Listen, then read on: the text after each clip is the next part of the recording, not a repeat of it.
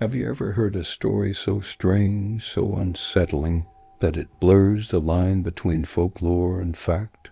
Tonight, we're journeying back in time to the early 19th century, to a small farming community in Tennessee, where one family's American dream turned into an unrelenting nightmare.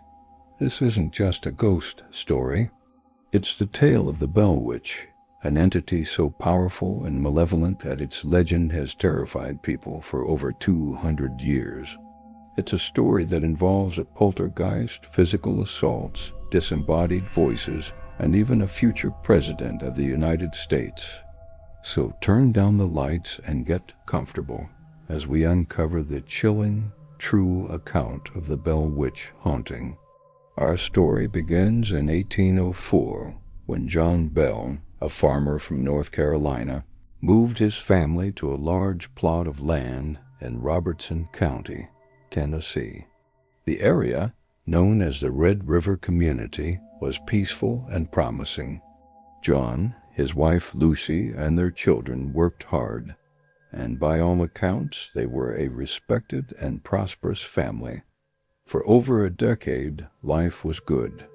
They built a large home, cultivated their land, and became pillars of their community. But in the late summer of 1817, something sinister began to stir on their property, something that would eventually tear their lives apart.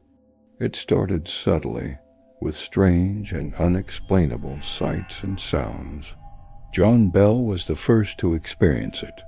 While inspecting his cornfield, he saw a bizarre animal he couldn't identify. He described it as having the body of a dog and the head of a rabbit. He shot at the creature, but it simply vanished. That same evening, the family began hearing knocking and scratching sounds on the outside walls of their log cabin. The sounds grew louder and more aggressive each night. Soon it sounded as if someone was throwing rocks at the house, or as if chains were being dragged across the wooden floors.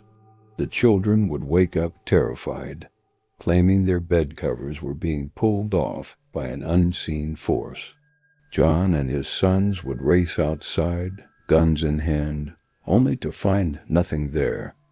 The woods were still, the yard was empty, and the mysterious noises would cease, only to start again the moment they went back inside. At first, John Bell insisted his family keep the strange occurrences a secret. He was a practical man and feared being ridiculed by his neighbors. But the activity escalated beyond anything they could ignore or explain away. The unseen entity began to focus its attention on the youngest daughter, Betsy Bell. She was slapped, pinched, and had her hair pulled by invisible hands. She would suffer from fainting spells and seizures, often crying out in pain from attacks no one could see. The family was living in a constant state of fear. The entity was no longer just making noises. It was becoming physically violent. Finally, at his wits' end, John Bell confided in his closest friend and neighbor, James Johnston. Johnston, skeptical but concerned, agreed to spend the night at the Bell home to witness the phenomena for himself. What he experienced that night turned him from a skeptic into a believer. He heard the same scratching, the same knocking, and witnessed the bed covers being yanked from the beds. He even heard a faint, whispering voice that seemed to come from nowhere and everywhere at once. Convinced that the family was being tormented by something supernatural, Johnston suggested they form an investigation committee with other members of the community. And so the secret was out. Word of the Bell's Witch, as it came to be called, spread like wildfire. People from all over the region flocked to the Bell farm, hoping to witness the paranormal activity firsthand. And the entity did not disappoint. It grew bolder with an audience. The faint whispers evolved into a clear, disembodied voice that would engage in conversations with visitors. It claimed its name was Kate, and that it was the witch of a woman who had been wronged by John Bell. The reasons Kate gave for its haunting were inconsistent. Sometimes it claimed John Bell had cheated her in a land deal. Other times it offered no explanation at all, simply reveling in the torment it caused. Kate's voice could be heard all over the house, even when people were talking. It would perfectly mimic the voices of different people, sing hymns, quote scripture, and carry on intelligent conversations about events happening miles away. But its primary focus remained on tormenting the Bell family. It would sing bawdy songs when guests were praying, slap and pinch the children, and direct a stream of vile curses at John Bell, whom it seemed to despise above all else. Old Jack Bell, as Kate called him, was subjected to relentless psychological and physical abuse. The entity promised it would plague him until his dying day. Perhaps the most famous visitor to the Bell farm was a man who would later become the 7th President of the United States, General Andrew Jackson. Intrigued by the stories, Jackson decided to travel to the farm with a group of his men to investigate. According to the legend, Jackson's bravado was quickly shattered. As his wagon approached the Bell property, it inexplicably stopped. The horses couldn't move it an inch, no matter how hard they were whipped. Jackson, a man not known for backing down, supposedly exclaimed, "By the eternal, boys, it must be the Bell Witch." Suddenly, a sharp, metallic voice echoed from the woods, announcing it would let them pass, but that it would see them again that night. The wagon immediately became free, and they continued to the farm. That night, Jackson and his men were terrorized. One of his men, a self-proclaimed witch tamer, boasted he could handle the spirit. He was immediately and violently attacked by an unseen force, thrown about the room and screaming for help.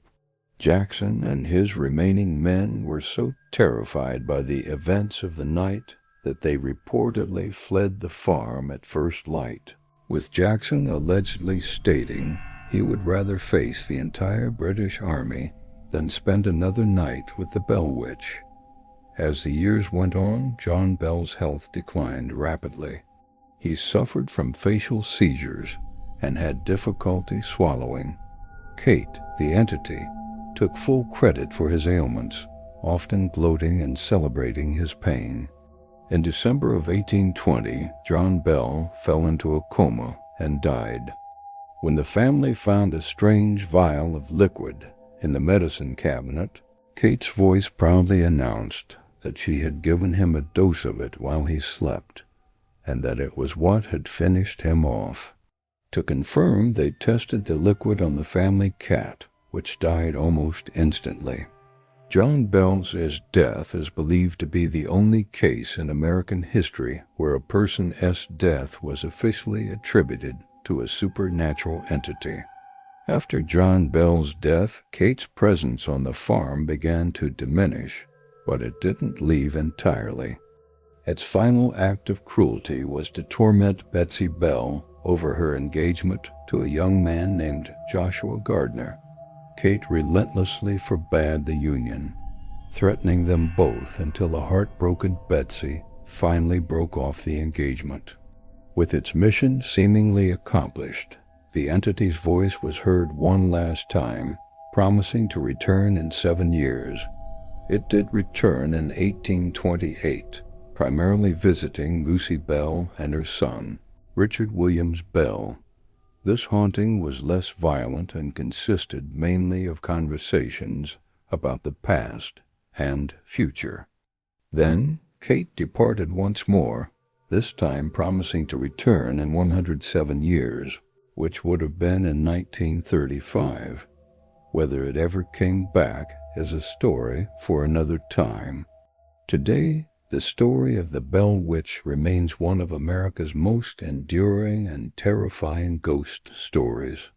It's a tale that has been passed down through generations, immortalized in books and films, most famously inspiring the Blair Witch Project. The original Bell Farm is long gone, but a recreation of the cabin stands near the site, and a nearby cave, known as the Bell Witch Cave, is a popular destination for paranormal investigators and thrill seekers, many of whom claim to experience strange phenomena to this day. So was Kate a witch, a poltergeist, or something else entirely?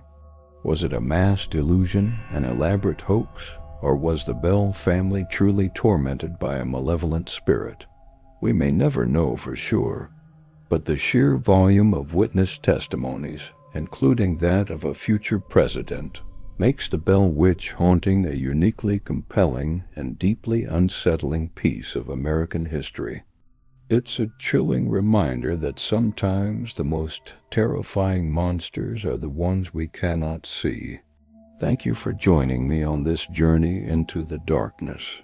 If you enjoyed this story, be sure to like this video and subscribe to our channel for more explorations into the strange and unexplained. Until next time, stay curious.